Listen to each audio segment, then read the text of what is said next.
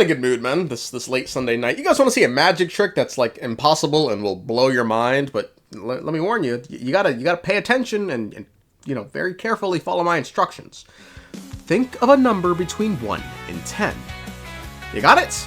Now, double it. Now, add 2 to that answer. And now, just subtract 3 from that result. Pretty easy, right? Now raise it to the power of itself. Then take the natural logarithm of that result and differentiate it with respect to time.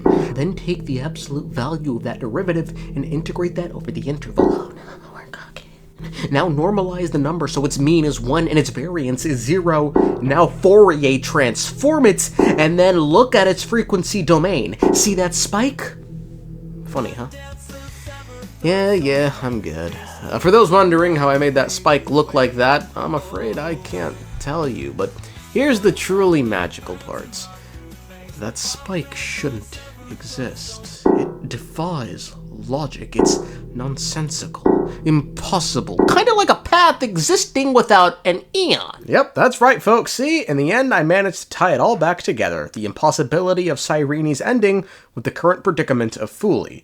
Because that's what we've been talking about for the last minute, and nothing else. Just like the Aeon of remembrance, a being made entirely of memories. What does that mean? Did they fall? No, quite the opposite. They have not yet been born. Remember, to carry out the mission of remembering the universe, they must ascend to divinity only at the very end of time. And at that moment of ascension, their memory stretches through the past, becoming what people now call Fuli. That is why they feel so distant, so cold. That crystalline form is just an empty shell. But how exactly does this work? What are the mechanisms at play here that allow for Pathstriders of the Remembrance to exist if there's no master over the path? For example, where is the power coming from? Typically, a gaze from an Aeon is a sign letting you take a sliver, a tiny sliver of their path's power. That's how Pathstriders come to be. Emanators have access to a much larger share of the power. Quote, if mortals receiving the grace of Aeons and grasping the power of paths are viewed as a singular shattered foam, then the mighty feats of Aeons driving their paths onwards can be likened to a towering tsunami that engulfs mountains.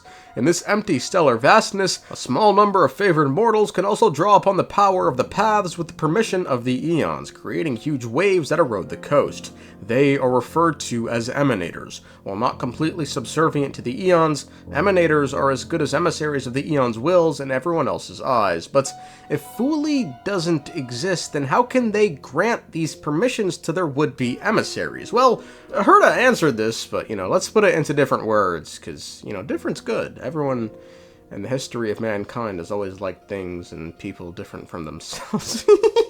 Fuli is an Aeon who can only rise at the end of time, as that's simply the prerequisite for remembering the universe. It needs to be done after the fact. When they ascend and engage in the act of remembering the universe, then their memory stretches into the past, and that is what we perceive as Fuli in the modern day. So, the glimpses of Fuli we notice now, like when they glance at a Pathstrider, these actions aren't from the past moving forward, or even the present day, but rather from Fuli's future remembrance echoing backwards. Now, what's interesting is this all leans into an interpretation of time throughout the universe called the block universe, or eternalism, which is a view of time that states the past, the present, and the future all coexist as parts of a single block. In this model, time isn't something that flows, it's just something that is. Every moment exists at the same time, they're just experienced differently depending on where you stand in that block. Because think about it. For Fuli to be able to remember the universe in a way that affects the past, time can't be linear, because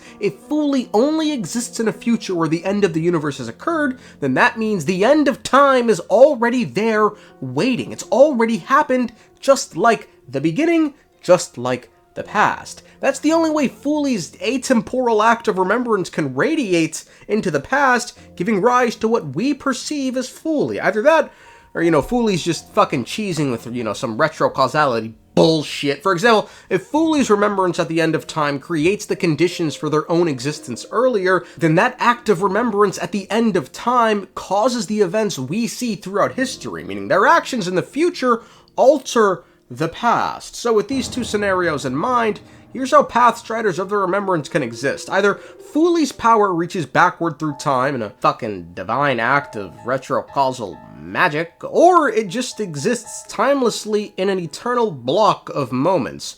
In the retrocausal magic bullshit view, when Fuli ascends at the end of time and remembers everything that happened, that act of memory spreads backwards through history. Pathstriders who are gazed at then connect with these, that gaze drawing power from them. Now, in the eternalist block theory view, past, present, and future all exist simultaneously, and Fuli's ascension is already present in every moment. Thus, their act of gazing, at a would-be Pathstrider simply lets them tap into Fuli's power. Now, which of these two viewpoints are right, retrocausality or eternalism? Probably retrocausality, only because that's quite literally what just happened with Cyrene and Amphoreus, right? The Cyrene of the future gave rise to the Cyrene of the past. Future affecting the past. They love that. They love that right now. So I don't think it's a coincidence they did that and then told us that Fuli can only exist in the future. Don't you guys love talking about orphans? Anyway, now that we've pointlessly established the science behind Fuli's actions, who's actually going to become Fuli? Here in the present, we cannot know who will become Fuli. But one thing is certain. They will be born. And those who might become Fuli all share the same characteristics. They are known as Children of Remembrance. Pure child of Anasrava. Well, off rip, we're only limited to the pure children of Anasrava. Quote, among these possibilities, one cannot be ignored. One or several pure children of Anasrava established the Garden of Recollection, where they work together to guard the secret of remembrance, that the crystal god of the Eden of blessed insight is only a false avatar, a fragment of memories. It signifies the shared destiny of all pure children of Anasrava, to remember the stars until these women's mind fades and their body dissolves. In the end, only one of them will ascend to become the true Fuli. And, of the children, we only have two confirmed names, that being Cyrene and March 7th. Are there others? Probably, probably. How many? Who knows? But that's what kind of makes this tough to answer.